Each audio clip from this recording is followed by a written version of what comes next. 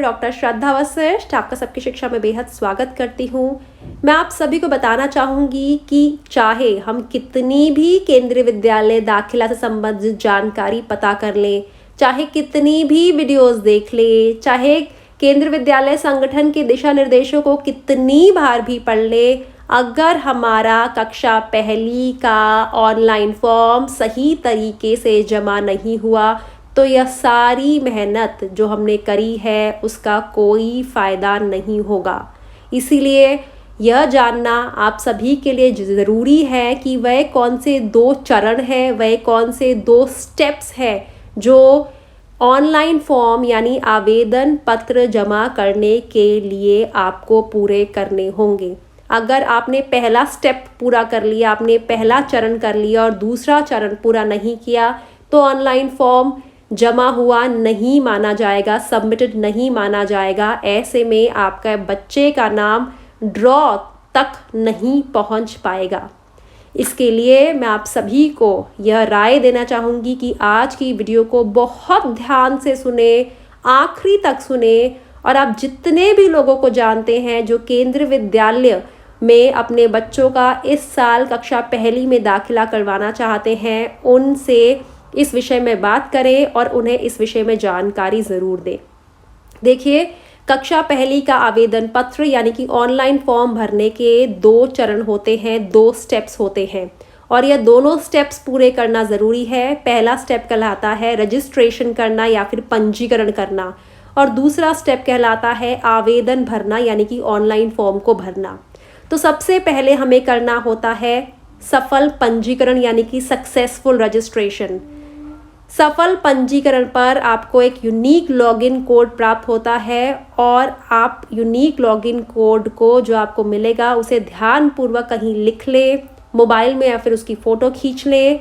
ऐसा करने से वह यूनिक जो लॉगिन कोड होगा वह आपका गुमेगा नहीं और आपको आप कहीं ना कहीं उसे भूलेंगे नहीं और बाद में कभी भी ऐसा होता है रिज़ल्ट निकलता है और आपको समझ नहीं आता कि रिज़ल्ट को कैसे देखें, तो ऐसे में यूनिक लॉगिन कोड आपकी मदद कर सकता है। मैं आप सभी को एक और चीज़ भी कहना चाहूँगी। बहुत से लोग मुझे कह रहे हैं कि मैम हमने हमें कोई वेबसाइट देखी या हमने वीडियोस देखी जिसमें कहा गया कि फॉर्म ऑनलाइन भरने से पहले यानी कि 28 फरवरी से पहले ही आप खुद ऑनलाइन जो आपका फॉर्म के लिए पोर्टल है जो कि है www.kvsonlineadmission.kvs.gov.in, यह वह वेबसाइट है, वह पोर्टल है जिसकी मदद से कक्षा पहले के ऑनलाइन फॉर्म भर सकते हैं।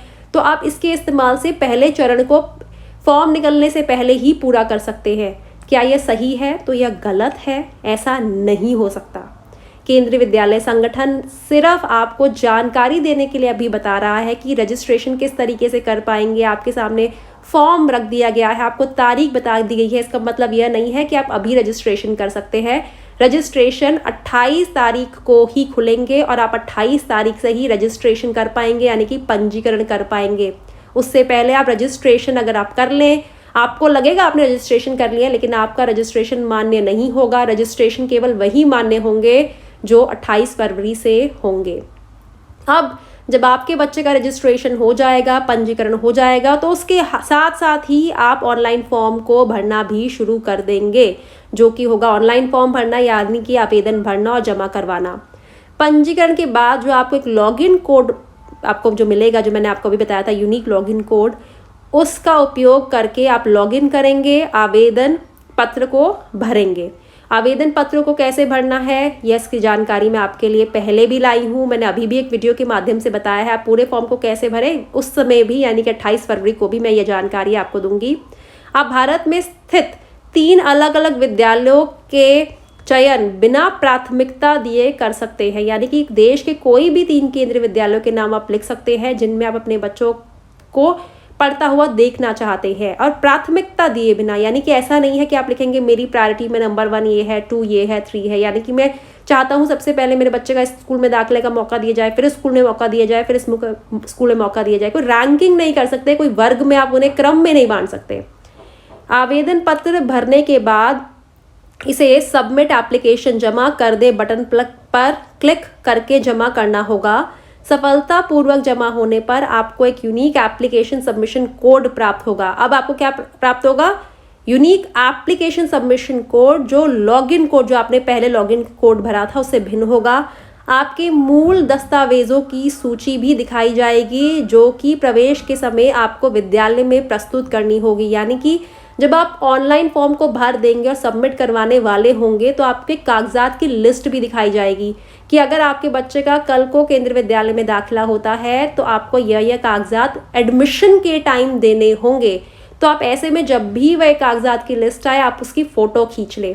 मैं फिर से बताना चाहूँगी, पहले आप रजिस्ट्रेशन करवाएंगे, फिर आप ऑनलाइन फॉर्म को भरेंगे। यह 2 स्टेप्स हैं, यह दोनों स्टेप्स पूरे होने चाहिए। रजिस्ट्रेशन करवाना बहुत ही सिंपल प्रोसेस है, ऑनलाइन फॉर्म भरना भी बहुत सिंपल प्रोसेस है। जब आपका ऑनलाइन फॉर्म सबमिट होने वाला होगा, यानी कि लास्ट बिल्कुल पहुंच जाएंगे आप, तब आपको कागजात की लिस्ट आपके सामने आ जाएगी फॉर्म भरते समय कि अगर आपके बच्चे का कल को दाखिला होता है तो यह कागजात आपको दाखिले के समय देने होंगे।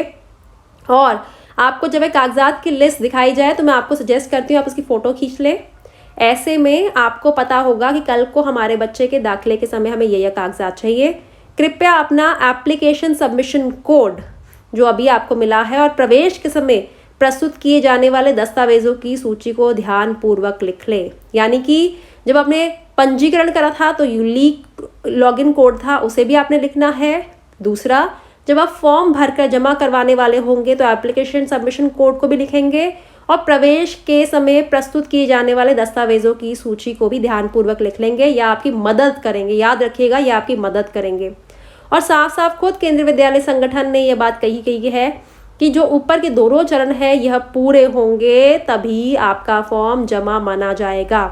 यानी कि अगर बहुत से लोग मुझे यह बात कहते हैं कि मैम हमारे बच्चे का नाम नहीं आया, हमें समझ नहीं आ रहा, हमने तो अच्छे ढंग से रजिस्ट्रेशन कर दिया था, और जब मैं पूछती हूँ आपने ऑनलाइन फॉर्म भी सबमिट करा था? नहीं, वो तो हमने नहीं करा। आपको दोनों चीज़ें करनी है, दोनों चीज़ें एक ही साथ कर पाएंगे।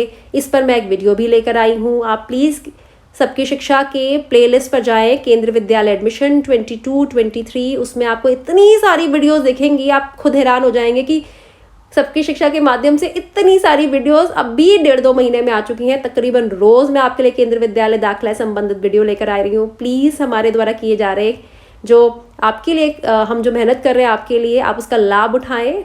और हमारा एक सपना है कि हमारे देश का हर बच्चा अच्छे स्कूल में पहुंचे और वहाँ उसे गुणवत्तापूर्ण शिक्षा प्राप्त हो। हमारे सपने को पूरा करने में सहयोग दें, अपने बच्चों का भी बेहतर स्कूलों में दाखिला करवाएं और अपने आस पड़ोस के बच्चों के दाखिले के लिए उनके माता पिता को सही जानकारी दें।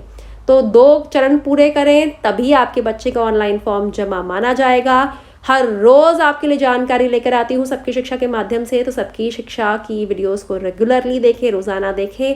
और अगर आपने अभी तक चैनल को सब्सक्राइब नहीं करा है तो चैनल को आज ही सब्सक्राइब करें। उम्मीद करती हूँ जानकारी से आपको लाभ होगा। मुझे डॉक्टर श्रद्धा वशिष्ठ को इजाज़त दीजिए। नमस्कार।